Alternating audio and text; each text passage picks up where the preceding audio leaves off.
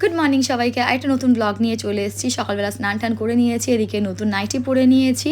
তো ঠান্ডা লাগছে বলে একটু ব্ল্যাক কফি করে নিচ্ছি। মায়ের জন্য লিকার চা করে দিয়েছি, আর এখানে দুধ দিয়ে চা মামনের জন্য বসিয়ে দিয়েছি। পেঁয়াজ আলু দিয়ে আজকে ভাজা হবে আর পরোটা হবে। মামন রোদ্দুরে বসে চা খাচ্ছে। পেঁয়াজ কলি, আলু আর বেগুন দিয়ে একটা ভাজা করে নেবো। এদিকে আলু পেঁয়াজটা ভেজে নিচ্ছি, পরোটাটাও করে নিচ্ছি। মামুন বেলে দিচ্ছে, আমি ভেজে নিচ্ছি। ওভিতে টিফিন রেডি আছে, পায়েস, পরোটা, আলু পেঁয়াজ ভাজা আর কিছু ড্রাই ফ্রুটস।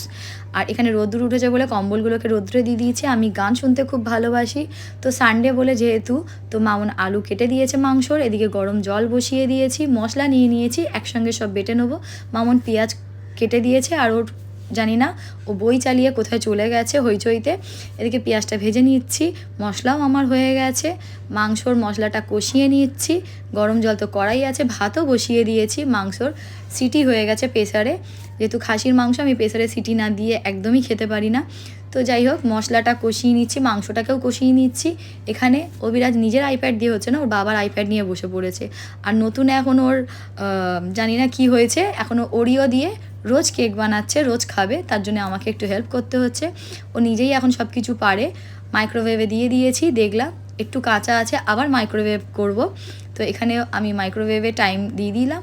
আর আমার সাথে ও বগর বগর করছে, ওর সাথে আমার একটুখানি এদিক ওদিক চলে, সবসময় ঝগড়া একটুখানি হয়, আবার ভালোবাসে আমাকে।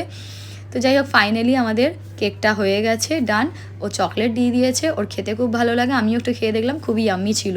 তারপরে যেহেতু এখন অনুষ্কার ন্যাশনাল আছে, সামনে প্র্যাকটিস ওকে করতে হচ্ছে এভরিডে। আমি ওকে নিয়ে যাচ্ছি প্র্যাকটিস করাতে, যখনই হোক, স্কুল দিয়ে আসলেও ওকে নিয়ে প্র্যাকটিসে যাচ্ছি। তো অনেকক্ষণ ধরে ওকে প্র্যাকটিস করালাম। সব ন্যাশনাল স্টার্ট হয়ে গেছে, অনেক বাচ্চা কাচ্চা চলে গেছে দিল্লি, ভোপাল।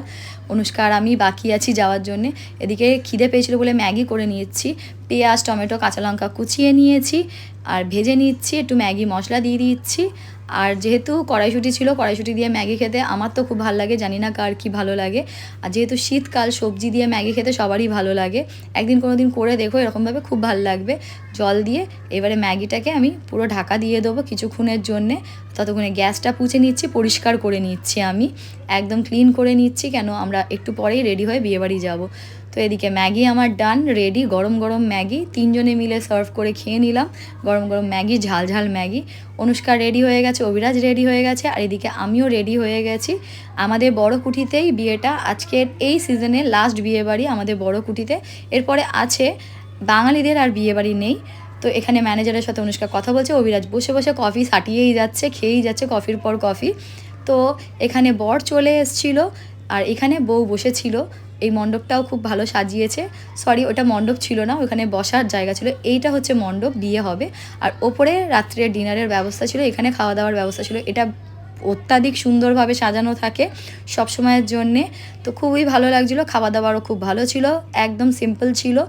তো তারপরে আমি বিট্টুর সাথে, আমি, অভিরাজ, অনুষ্কা চলে এসেছিলাম। অভিজিৎ ছিল।